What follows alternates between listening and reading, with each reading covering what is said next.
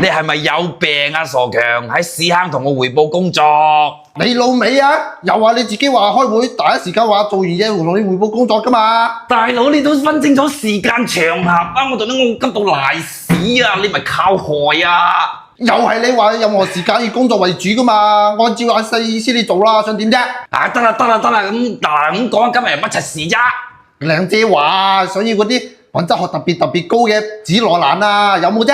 得啦，我準備好咗㗎啦，唔講咁多啦，呢手貨呢，名額得個5個咋，冇辦法，價格比市場足足平咗1倍啊，攞嚟寵粉㗎，仲要係口裝嘅貨頭嚟㗎啦，貨非常之少，所以呢就係準備咗5個名額㗎咋，價格我同你講絕對夠晒平㗎啦，中意嘅靚姐呢喺評論區度給個1或者留返個圈頭，我嚟同你哋安排啊，過晒樓㗎啦，得未啊，大佬嗱臨啦，幫我閂返棟門啦，冇？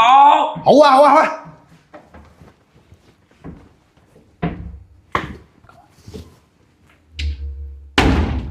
你做乜柒啊？又係你話叫我閂返道門嘅？拉屎近路啊！